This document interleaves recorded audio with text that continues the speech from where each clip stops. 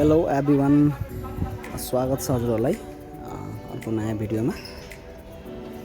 मैले हजुरहरूलाई योभन्दा अगाडिको भिडियो एउटा मैले राखेको छु।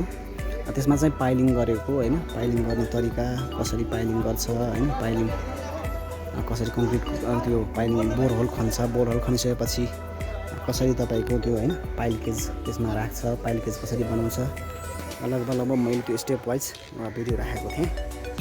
यो पाइलिङ गरिसकेपछि हैन, अब हाम्रो पाइलिङ गरिसकेपछि जुन PCC गर्छौँ हैन, PCC सोलिङ PCC गरिसकेपछिको जुन हाम्रो पाइलिङको जुन यो जुन माथिको भाग हुन्छ, जुन राफ्टमा जुन हामी छिराउने गर्छौँ हैन, रेन्फोर्समेन्टहरू जुन माथिको पाइलिङ के अरे PCC भन्दा माथिको पार्टलाई, पाइलिङको PCC भन्दा माथिको पार्टलाई हैन, त्यसको बारेमा मैले आज यसो जानकारी गराएर राखौँ भनेर हजुरहरूलाई यो भिडियो देखाउने कोसिस गरिरहेको छु।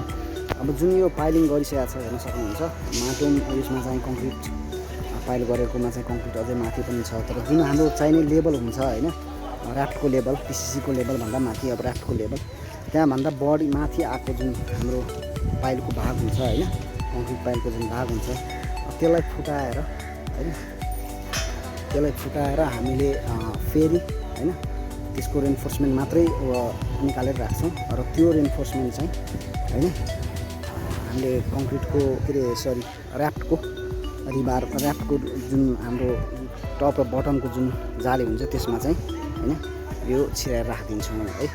यो भाग हो। अब जस्तै यो हेर्न सक्नुहुन्छ, यो फुटाइरहेको अवस्था छ, कुनै कुनै अब यतातिर अहिले PCC भएको छैन हैन, PCC भइसकेको ठाउँमा चाहिँ फुटाउने जारी छ, फुटाउने जारी छ, जस्तै त्यहाँ हेर्न सक्नुहुन्छ हजुरले हैन। अब पाइलिङ गरेको चाहिँ अलिक माथिको भागमा आइसकेपछि हैन, PCC भन्दा माथिको भागमा आइसकेपछि त्यसलाई चाहिँ फुटाएर फेरि डन्डीलाई मात्रै हैन राख्ने, निकालेर राख्ने काम गरेछ।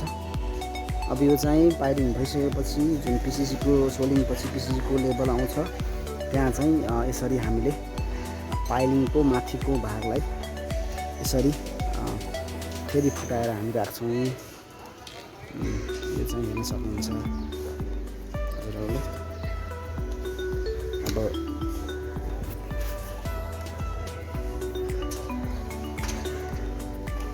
अब यो चाहिँ अलिक साइड तपाईँको अलिक ठुलो भएकोले र कन्जस्टेड एरिया भएकोले तपाईँको पाइलिङ गर्दै हैन, अनि यता चाहिँ PCC गर्दै त्यसपछि यसरी हैन PCC गरिसकेपछि फुटाउँदै त्यसलाई बिस्तारै तपाईँको राफ्टको काम सुरु गर्दैछौँ यहाँबाट है।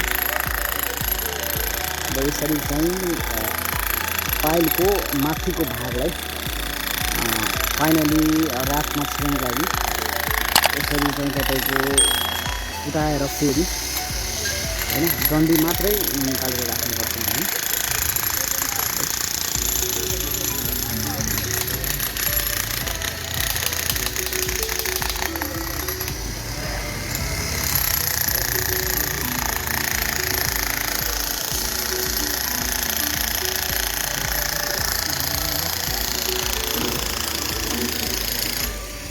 जस्तै यहाँ अहिले सोलिङ पनि भएको छैन हैन, PCC पनि भएको छैन।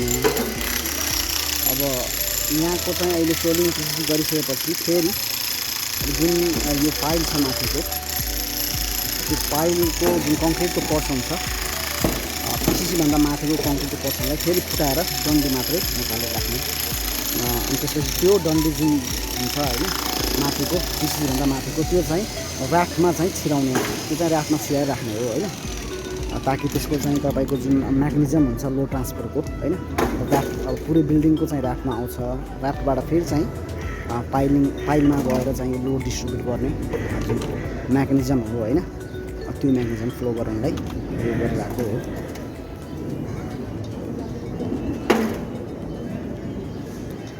हस् त, thank you very much for the watching video.